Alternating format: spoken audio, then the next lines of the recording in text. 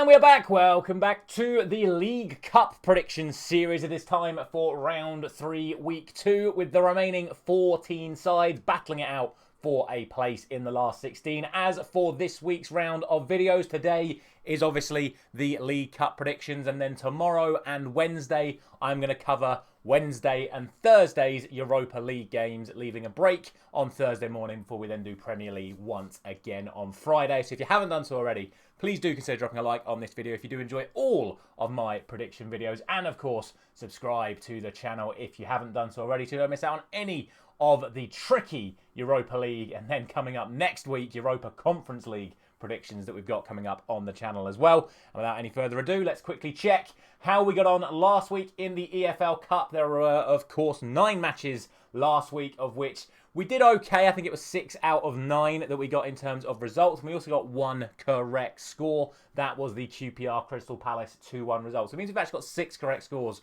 so far in the EFL Cup. But we've got 7 matches for you over the course of both Tuesday and Wednesday night. So without any further ado, let's get straight into it, with the first of those matches being, of course, Wimbledon taking on Newcastle in the first game on Tuesday night. Now, looking at it, this isn't as clean-cut as people might think. Wimbledon sit 5th in League 2 at the moment with only 1 defeat so far this season. And not only that, they also beat Ipswich of the Premier League in the last round, albeit on penalties. So, still a good opportunity for them. They've got the home draw once again. Newcastle, of course, have not been very good so far this season. However, have only lost 1 game themselves.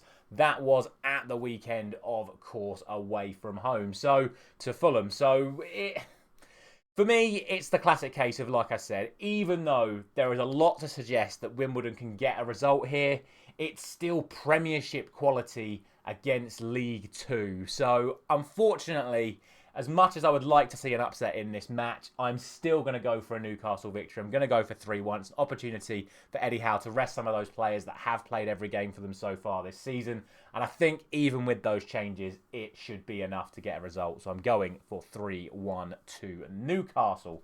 Speaking of Premier League versus lower league opposition, it is Chelsea taking on Barrow. And look, Barrow are top of League 2. There's actually quite a lot of League 2 teams in action today, so it's an interesting one. But Barrow are top of League 2.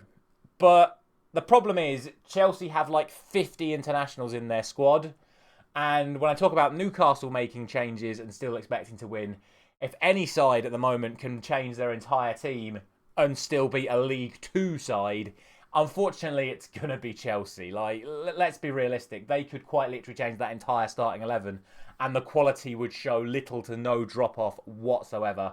Barrow did win against Derby in the last round, which, again, is a good achievement for them. But ultimately, with Chelsea being at home as well, they're going to look to put this side to the sword. And unfortunately, I think they are. I'm going to go for 4-0 to Chelsea. Might be very disrespectful to Barrow. Don't get me wrong. Like I say, literally top of League 2. But if Manchester United are beating one of the sides near the top of League 1 7-0, I like Chelsea should be beating the top of League 2 pretty damn comfortably as well.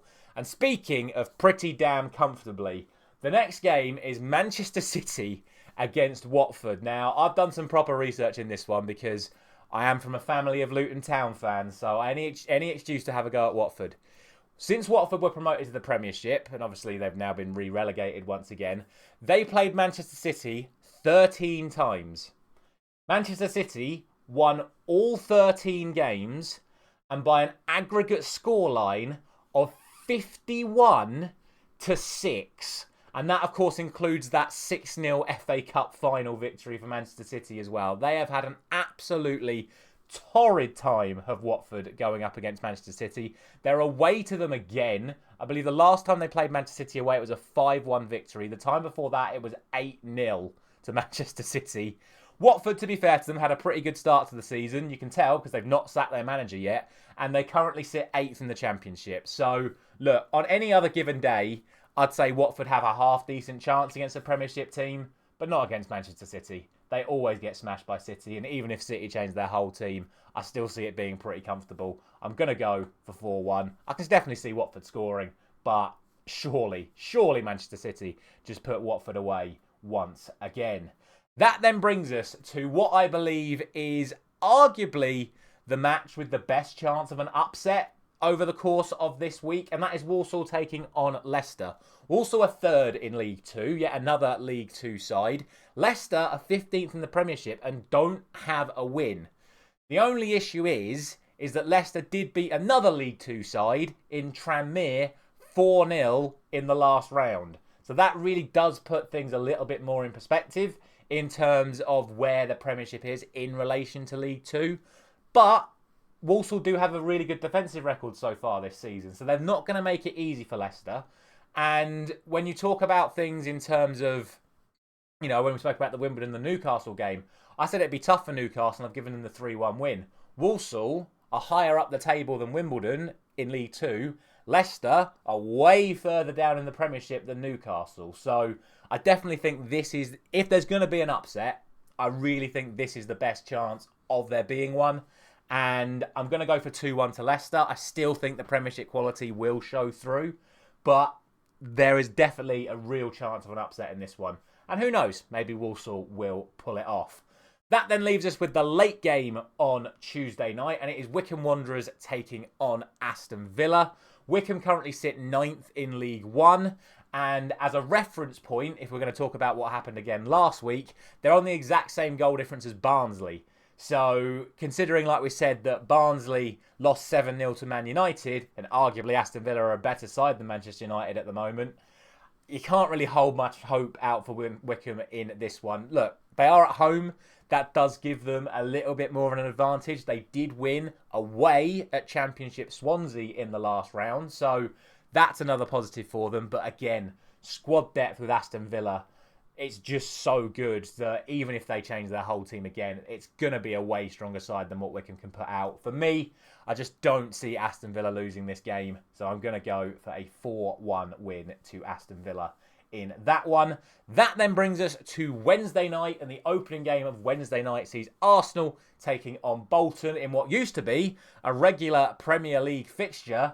Now, Bolton, sadly for them, sit 18th place in League One, whereas, of course, Arsenal were just minutes away from being top of the Premier League last night before all of the chaos and the drama and the 97th minute equaliser from John Stones. But we're not going to go into any of that drama in this video. We can talk more about that at the start of the Premier League video next week. Let's be real, same old story once again. Even if the Premiership side changes all of its players, it's going to be stronger than near the bottom of League One Bolton. I'm going to go for 3-0 to Arsenal. I think it's just going to be a comfortable game. I think they're just going to take it chill, give the likes of Saka the rest that they need, because clearly he's still struggling at the moment. Again, that's just, if Bolton get anything from this game, I genuinely think it is an absolute miracle, and fair play to them if they do. But Mikel Arteta wants a trophy this season. I can guarantee you that. So I can see this being a relatively strong Arsenal side with, like I say, maybe the likes of Saliba, Gabriel, Declan Rice, Saka, Havertz being left out, but the rest of the first team being in and around that team playing properly. So yeah, I'm going for 3-0 to Arsenal, which then leaves the final game of the Carabao Cup third round ties. It is Liverpool taking on West Ham. And, well, after the weekend, Liverpool won 3-0 at home. West Ham lost 3-0 at home. It's been a pretty rough time for Lopetegui so far. I think at times West Ham have looked good in the matches I've seen them so far this season, but results haven't come. And against Chelsea at the weekend, they were absolutely awful. Liverpool definitely shook off that defeat to Nottingham Forest with two really good performances against AC Milan and against Bournemouth in midweek and at the weekend. Not only that, the head-to-head record between these two sides is very strong in Liverpool's favour.